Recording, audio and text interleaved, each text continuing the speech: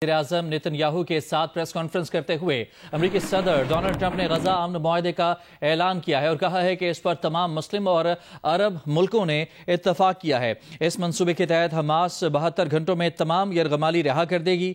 मुस्लिम मुल्कों ने गजा को गैर फौजी इलाका बनाने पर इत्तफाक किया है।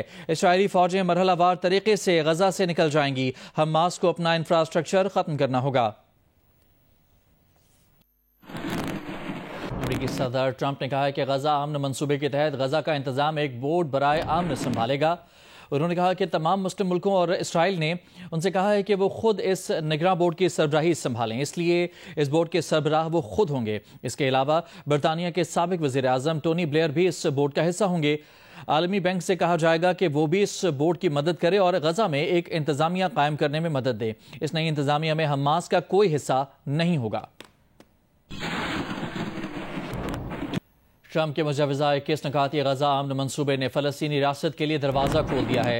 अमरीकी अखबार वाशिंगटन पोस्ट की 2 हुकूमतों के हुकाम की तस्दीक से तैयार की गई रिपोर्ट के मुताबिक इन नुकात में फौरी जंग बंदी, मौजूदा जंगी महाजों को मुंजमद करना, 48 घंटों के अंदर तमाम 20 जिंदा यरगमालियों की रिहाई और 24 मुर्दा यरगमालियों की बाकियात की वापसी, हमास के तमाम जारहाना हथियार तबाह करना, हथियार डालने वाले हमास जंगजुओं को आम माफ़ी देने जो गजा से जाना चाहें उन्हें हमास अरकान को महफूज रास्ता फराहम किया जाना, गजा में इंसानी इमदाद की फौरी फराहमी, इमदाद की मसावी तकसीम, गजा से किसी को जबरी बेदखल न होने, गजा वापस आने वालों को वापसी का हक हासिल होने, हमास का गजा के मुस्तकबिल में कोई किरदार न होने, गजा में फ़लस्तीनियों और बैनुल अक़वामी माहिरीन पर मुश्तमिल आर्जी उबूरी हुकूमत बनाने, उबूरी हुकूमत एक नए बैनुल अक़वामी तंजीम के तहत काम करने, गजा में आर्जी बैनुल अक़वामी सिक्योरिटी फोर्स तैनात करने, ट्रंप इक़्तिसादी तरक्याती मंसूबे के तहत गजा की तामीर नौ, मुस्तकबिल में गजा का कंट्रोल संभालने के लिए फ़लस्तीनी अथॉरिटी में इस्लाहात,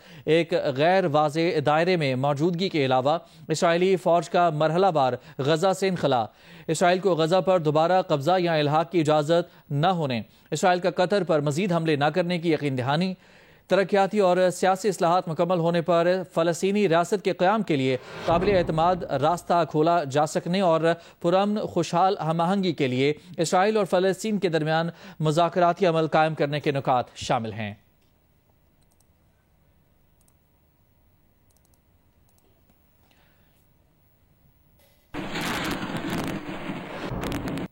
और इसराइली वज़ीर-ए-आज़म नेतन्याहू ने कतरी वज़ीर-ए-आज़म से दोहा हमले पर माफ़ी मांग ली है। नेतन्याहू ने व्हाइट हाउस से कतरी वज़ीर-ए-आज़म को टेलीफोन कॉल करके माफ़ी मांगी है। अमेरिकी सदर ट्रंप ने भी इस फ़ोन कॉल की तस्दीक की है और कहा है कि नेतन्याहू ने कतरी वज़ीर-ए-आज़म को कॉल उनके सामने की है।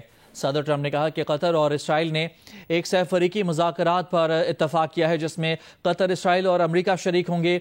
इन मुज़ाकरात में सिक्योरिटी से मुताल्लिक़ कतर के ख़दशात पर बातचीत की जाएगी। इसराइली अखबार के मुताबिक नेतन्याहू ने कतरी वज़ीर-ए-आज़म मोहम्मद बिन अब्दुल रहमान से कुछ मिनट गुफ्तगू की और हमले से कतर की खुद मुख्तारी की खिलाफ वर्जी करने पर माज़रत की। इसराइल ने 9 सितंबर को दोहा पर हमले में हमास रहनुमाओं को निशाना बनाया था।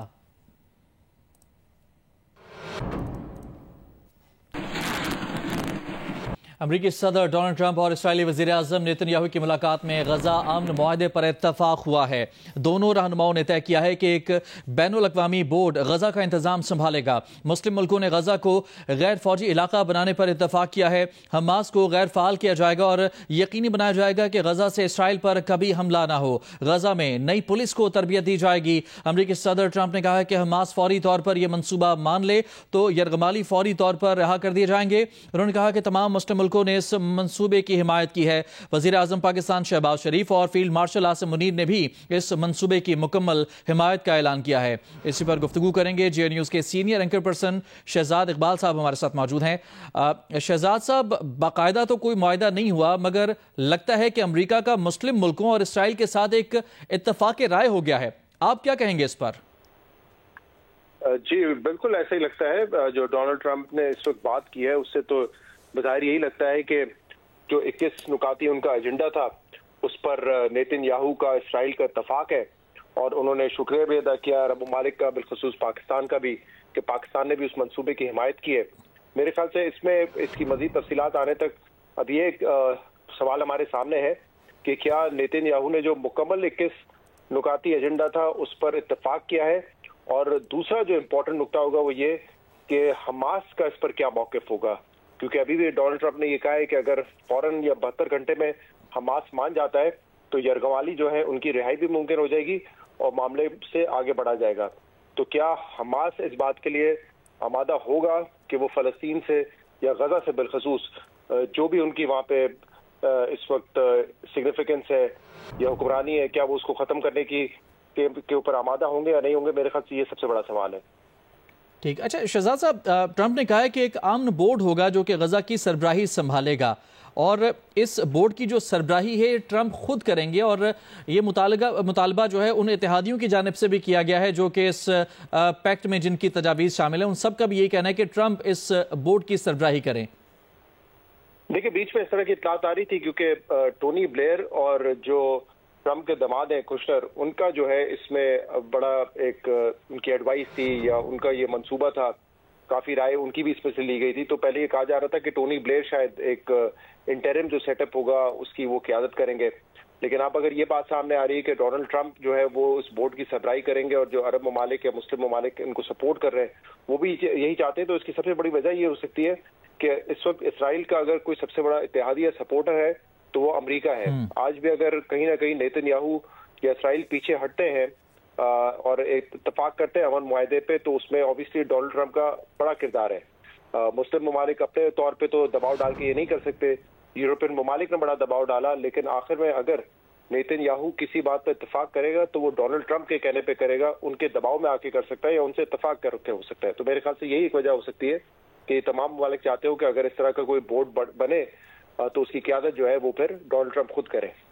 ٹھیک. اچھا اس کے علاوہ قطر، اسرائیل اور امریکہ سہ فریقی مذاکرات کی بھی بات ہوئی. طے ہوا ہے کہ تینوں ملک سہ فریقی مذاکرات کریں گے، جس میں خاص طور پر قطر کو لے کر جو سیکیورٹی کنسرنز ہیں ان پر بھی گفتگو کی جائے گی، یعنی کہ اس سائٹ پر بھی اب جو کولڈ وار یا پھر جو سچویشن بنتی دکھائی دے رہی تھی وہ بہتر ہوتی دکھائی دے رہی ہے اب مستقبل میں. دیکھیں اس کی وجہ یہ ہے کہ قطر کی یہ ڈیمانڈ تھی کہ اب ہم ثالث کا کردار نہیں ادا کریں گے حماس اور اسرائیل کے درمیان انلیس اینڈ انٹل کسی قسم کی معافی یا پھر اپولوجی جو ہے وہ مانگی جائے. اور آج یہ اطلاع آئی کہ نیتن یاہو نے جو ہے وہ اس پر معذرت کر لی ہے، انہوں نے معافی مانگ لی ہے قطر سے. تو میرے خیال سے یہ امپورٹنٹ اس لیے تھا کیونکہ اگر حماس کو آن بورڈ لے کر آنا ہے، ان سے گفتگو کرنی ہے، کوئی ثالث کا کردار جس میں پہلے قطر نے ادا کیا اس طرح کا کوئی معاملہ بنتا ہے، تو اس میں یہ ضروری تھا کہ اس کی پیش رفت اسی وقت ہوگی اگر نیتن یاہو کی طرف سے معذرت کر لی جاتی ہے، معافی مانگ لی جاتی ہے. تو وہ آج میرے خیال سے ایک عمل پورا ہو گیا ہے. تو اب اگر کوئی بھی نیگوسیشنز ہوں گی شاید قطر اس کے لیے آمادہ ہو جائے. ٹھیک، بہت شکریہ آپ کا شہزاد اقبال صاحب وقت دینے کے لیے. وفاقی وزیر ڈاکٹر طارق فضل چودھری کا کہنا ہے کہ وزیر اعظم شہباز شریف وطن واپس آ کر عوامی ایکشن کمیٹی آزاد کشمیر کو ملاقات کے لیے خود بلائیں گے. آپ اور امیر مقام صاحب مذاکرات کے لیے مظفر آباد گئے، وہاں پہ جو وہ عوامی ایکشن کمیٹی ہے، آپ نے کہا ان سے بات چیت کرتے ہیں، انہوں نے آج ہڑتال کی کال دی ہوئی تھی، تو آپ کا جو مذاکراتی مشن ہے وہ کامیاب کیوں نہیں ہوا؟ 95% مطالبات جو ہے وہ ہم نے 12 سے 13 گھنٹے کی ہماری نیگوسیشنز ہوئی، مذاکرات ہوئے، اس میں ہم نے مان لیے. کچھ ان کی نیگوسیشنز وہ 12-13 گھنٹے کے مذاکرات کے بعد ایسی نکل آئیں جو کہ پہلی بات تو بالکل نہیں تھی، اور وہ ایسی تھی جن کے لیے آزاد کشمیر قانون ساز اسمبلی سے آپ کو آئینی ترمیم کی ضرورت تھی. شہباز شریف صاحب نے آخری بات ایکشن کمیٹی کے حوالے سے یہ کہی ہے کہ میں پاکستان آ کے خود انہیں بلاؤں گا. ایشیا کپ کی بات کرتے ہیں. انڈین ٹیم کی ایشیا کپ میں جیت کو جس طرح بھارتی وزیر اعظم نریندر مودی نے آپریشن سندور سے ملایا، اس پر خود انہیں اپنے ملک میں زبردست تنقید کا سامنا ہے. روزنامہ دی ہندو کی ڈپلومیٹک افیئرز ایڈیٹر سہاسنی حیدر نے مودی کے ٹویٹ پر تنقید کرتے ہوئے لکھا ہے کہ پی ایم مودی ایک ایسے تنازع کا جس میں فوجی اور سویلین دونوں کی جانیں گئیں ایک کرکٹ میچ سے موازنہ کر رہے ہیں. دی وائر کی سینئر ایڈیٹر عرفہ خانم شیروانی نے لکھا کہ خود مودی کے معیار کے تحت یہ بات حیران کن ہے کہ وزیر اعظم ایک تنازع کو جس میں 2 درجن ہلاکتیں ہوئی ہوں کرکٹ کے اسکور سے ملا دیں. ایک بھارتی وکیل سنجے گھوش نے لکھا، سوری مودی صاحب، آپ کرکٹ اور جنگ کو ساتھ نہیں ملا سکتے. شیو سینا کے لیڈر سنجے راوت لکھتے ہیں، 15 دن پہلے ایشیا کپ کے آغاز پر بھارتی ٹیم نے محسن نقوی سے مسکرا کر ہاتھ ملایا. آج ٹرافی نہ لینا صرف ڈرامہ ہے. On line Indian magazine the wire کے بانی ایڈیٹر ایم کے وینو نے مودی کے ٹویٹ پر لکھا، یہی مودی کی جبلت ہے. وہ خود مانتے ہیں کہ اچھی سیاست نہ ان کا انداز ہے نہ معمول. ایک صارف روشن رائے نے مودی کے ٹویٹ پر لکھا ہے، دیس کو کرکٹ میں بزی کر دیا، اب کچھ دن ووٹ چوری، پیپر لیک، ناکام خارجہ پالیسی اور لداخ پر سوال نہیں ہوگا۔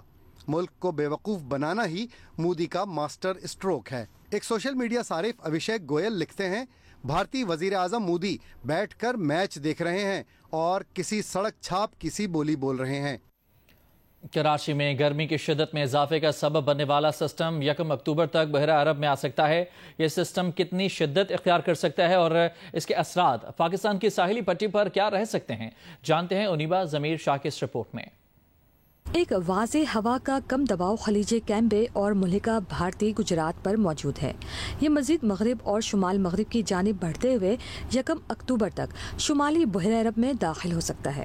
اس سسٹم کے زیر اثر تھر پارکر، عمرکوٹ، سجاول، میرپور خاص اور بدین میں آج سے 1 اکتوبر تک آندھی اور گرج چمک کے ساتھ ہلکی سے درمیانی شدت کی بارش کا امکان ہے۔ شہید بے نظیر آباد، نوشہر و فیروز، حیدرآباد، جامشورو، ٹھٹا، سجاول، ٹنڈو محمد خان، ٹنڈو الہیار، مٹیاری اور کراچی میں بھی 30 ستمبر اور 1 اکتوبر کو گرج چمک کے ساتھ ہلکی سے درمیانی شدت کی بارش ہو سکتی ہے۔ آج کا دن جو ہے وہ کراچی کے لیے گرم دن ہو سکتا ہے، تاہم کل سے جو ملکہ علاقوں میں بارش ہو، جیسا کہ کل کراچی میں بھی آفٹرنون میں ہلکی پھلکی بارش کے چانسز ہیں، تو اس کی وجہ سے آنے والے دنوں میں ٹمپریچر کی جو رینج ہے وہ اتنی زیادہ رائز نہیں ہوگا۔ ٹمپریچر جو ہے وہ 37-38 تک رہ سکتا ہے، 40 کو نہیں چھوئے گا۔ کراچی میں اسی سسٹم کی وجہ سے گرمی کی شدت میں اضافہ ہوا ہے۔ سمندر میں آنے کے بعد یہ سسٹم مغرب اور جنوب مغرب میں بڑھتے ہوئے عمان کی جانب بڑھے گا۔ اس سسٹم کا سمندری طوفان بننے کا امکان فی الحال نہیں ہے۔ 4 اکتوبر کے بعد سسٹم گہرے سمندر میں ختم ہو سکتا ہے۔ محکمہ موسمیات کے مطابق اکتوبر میں کراچی میں ہیٹ ویو کا خدشہ موجود ہے، جبکہ رواں سال موسم سرما میں بارشیں معمول سے کم ہوں گی اور اس سال کوئی سخت سردی پڑنے کا امکان بھی نہیں ہے۔ کیمرامین محمد ساجد کے ساتھ انیبا ضمیر شاہ، جیو نیوز، کراچی۔ حاضر ہوں گے بریک کے بعد۔